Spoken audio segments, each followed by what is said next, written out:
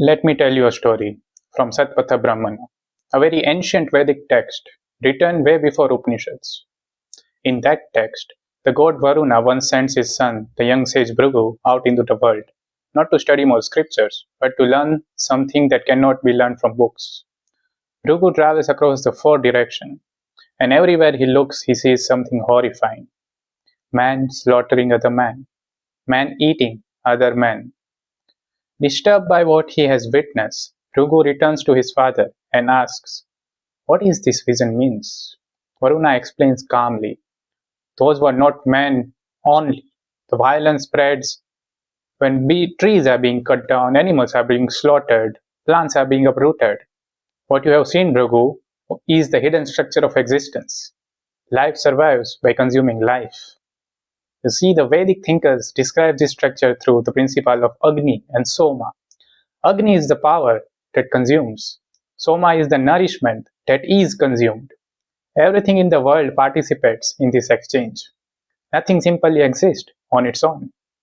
Every form of life survives by drawing energy from something else, transforming it, digesting it, turning it to its own substance. What appears as the peaceful life is actually a continuous process of violence and transformation. The Vedic seer describes this very bluntly. They say down here there is always the devourer and the devoured. Once a person becomes aware of this, a strange psychological shock can happen. Because if existence itself is structured in this way, then every act of living is a hidden act of violence. That realization can create a paralysis. Ancient texts itself acknowledge this problem. They say that the change of event of violence cannot be changed, but the serious damage it can cause on those who become aware of it, the shock, the paralysis, can be redeemed. The remedy is unusual.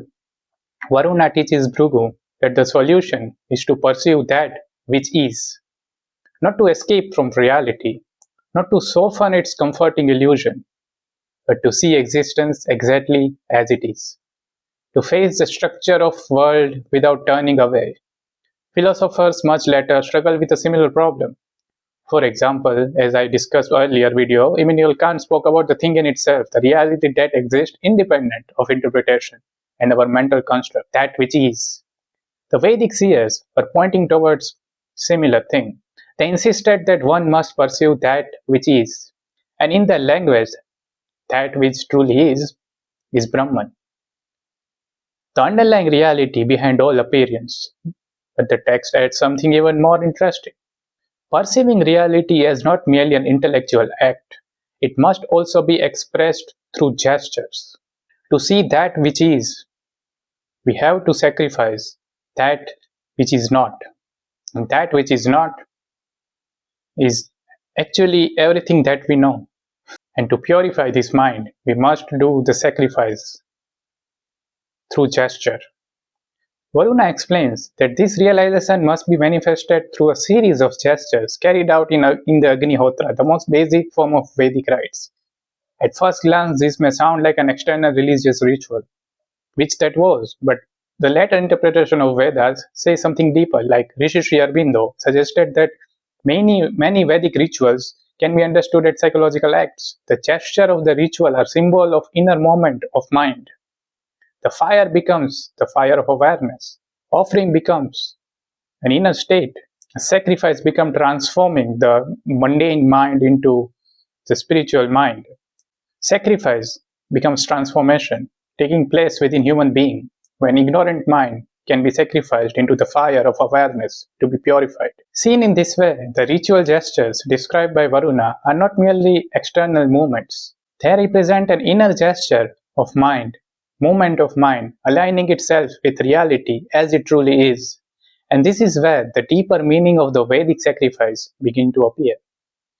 Human beings occupy a strange position in the natural world. Animals participate the cycle of devouring and being devoured without reflection. Humans, however, become aware of it. You see this cycle of violence which is unending, eternal, everything consuming something. Sometimes Soma becomes fire and fire becomes Soma. A consumer becomes consumed and consumed becomes consumer for someone. At the end of the day, we are all being consumed by time.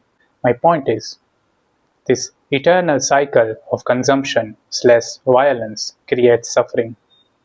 And only solution is to see this cycle clearly and see through it and see that which is not consumed or which is not consumed or cannot be consumed. The reality that which is. See, human beings occupy a strange position in the natural world. Animals participate in the cycle of devouring and being devoured without reflection. Humans, however, become aware of it. We know that we consume other forms of life, and we know that one day death claims us all. This awareness of mortality is what truly separates humans from animals.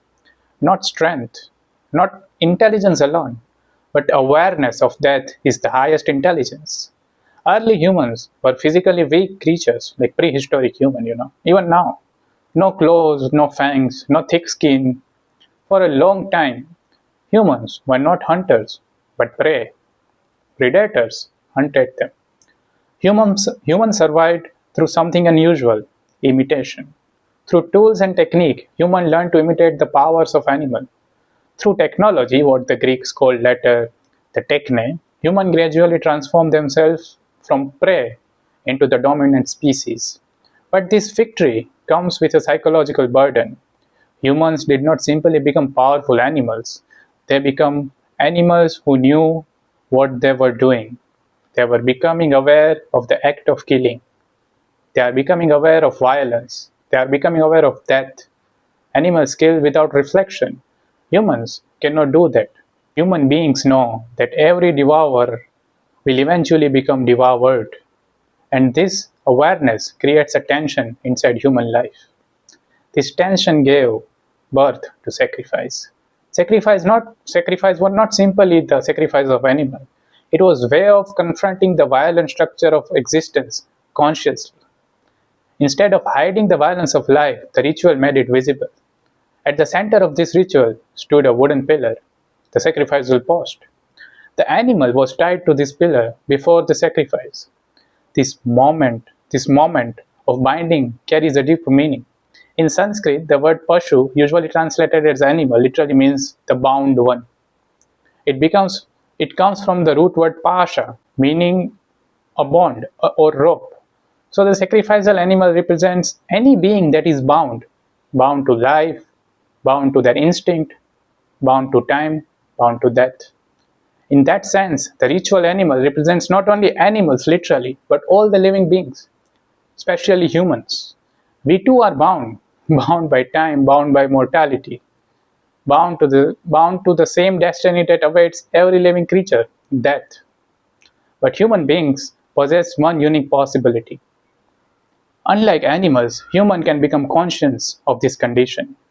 Instead of being dragged blindly towards death, a human being can face it, can become aware of it, and can approach it consciously. This is where sacrifice begins to turn inward. The real sacrifice is no longer the external animal. The real sacrifice becomes the animal within us. Our instinct, our hunger to dominate, our reptilian brain need to be controlled, our ego, our vital impulses. These animalistic tendencies are symbolically tied to the pole of pure awareness. That's why our god and goddesses are standing on weird animals like reptilians, like crocodiles and peacocks and different animals. There is a symbolic significance there, representing an enlightened mind controlling the reptilian mind. But human beings possesses a rare possibility. We can perceive that which is. And through that awareness, we can discover something deeper than life and death. The silent ground of existence itself, Brahman.